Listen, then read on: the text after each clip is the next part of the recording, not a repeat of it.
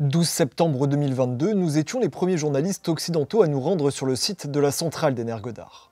Une semaine plus tôt, une équipe de l'Agence internationale de l'énergie atomique s'y trouvait pour évaluer les conséquences des bombardements intempestifs qu'elle a subis. L'objectif était d'obtenir un accord de la part des belligérants pour écarter toute pièce d'artillerie dans un rayon de 30 km autour de la centrale. Encore aujourd'hui, ce souhait est resté lettre morte. Nous avions rencontré deux ingénieurs atomiciens russes qui travaillaient sur la centrale.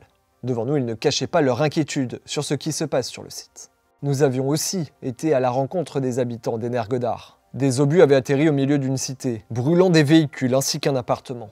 En regardant les impacts, il n'y avait pas beaucoup de doutes. Si les Russes ont pu bombarder ailleurs, ici les projectiles sont bien venus depuis l'autre côté du fleuve, qui est juste derrière, donc de la partie ukrainienne. Précision, nous étions libres de nos mouvements et avions parlé à des personnes sans qu'aucun guide des autorités russes ne nous accompagne. Les Russes nous disaient qu'il n'y aurait que les Ukrainiens qui continuaient à visiter le site. Seulement, nous l'avons vu, même si nous n'avons observé aucun engin blindé aux alentours, hormis quelques chars sur la route, le site de la centrale était bel et bien administré par l'armée russe. Nous avions aussi rencontré Alexander Volga, l'administrateur d'Energodar. Un discours soporifique jusqu'à ce que l'homme évoque Tchernobyl. Il raconte alors que son père a fait partie de ceux qui ont réalisé le sarcophage autour du réacteur. Et comme tous ces malheureux qui ont passé trop de temps, il est mort dans d'atroces souffrances. Les bombardements font courir un risque majeur à l'ensemble de la planète. Depuis notre visite en septembre 2022, ils n'ont pas cessé. Et celui qui a la charge d'administrer la ville qui entoure ce site est le fils d'une victime de Tchernobyl. La centrale d'Energodar, la plus grande d'Europe avec ses 6 réacteurs, est encore menacée. Le front sud est toujours actif et comme il y a 2 ans, une offensive est possible. Dans cette guerre d'Ukraine, Energodar n'est pas la seule centrale à être menacée. Celle de Koursk l'a été tout récemment. Quelle est la situation sur place? Nos équipes ont pu s'y rendre en exclusivité. Regardez leurs images.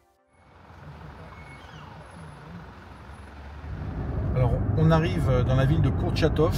Kourtchatov, c'est une ville qui est connue dans l'actualité internationale puisqu'elle abrite une des plus grandes centrales nucléaires russes. Et cette centrale nucléaire, elle était un des objectifs de l'offensive ukrainienne déclenchée le 6 août dans la région de Koursk.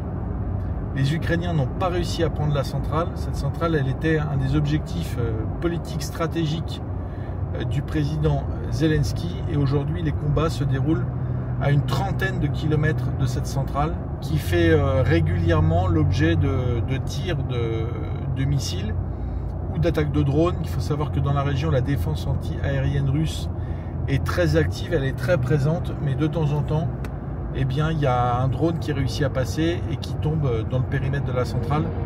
Raison pour laquelle la communauté internationale est assez inquiète de ce qui se passe dans cette ville de Kourtchatov et dans cette centrale nucléaire. Меры безопасности усилены. Введен пропускной режим в город. Вот. И усилен контроль.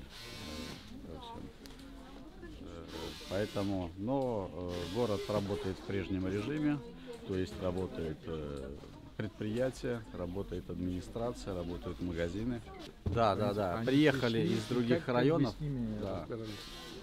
Они приехали к родственникам, они приехали к своим друзьям, может быть, знакомым, живут у них. Мы выдаем продукты питания, вот, ну и то, что им требуется. Чтобы потом сделать нарезку, которая вплетается в сеть. Теплее сидеть, оставаться дома, они там около телевизора, это просто как-то... Это кощунственно. Да, Поэтому это надо не наш помочь, менталитет, это просто... И все. Нет, абсолютно. Почему? Ну, я живу очень близко был, получается, в Львовском районе. Обстановка была, многие эвакуировались, у меня троюродные сестрички эвакуировались в Курск, но потом приехали через неделю. Я нет, родной дом, это самое, я считал, что у нас все будет нормально и до нас, как говорится, не допустим. Notre documentaire sur Koursk sera retrouvé prochainement sur l'application Omerta. En attendant, vous pouvez d'ores et déjà la télécharger sur App Store et Google Play, ainsi que vous abonner à Omerta pour profiter de l'ensemble de nos contenus.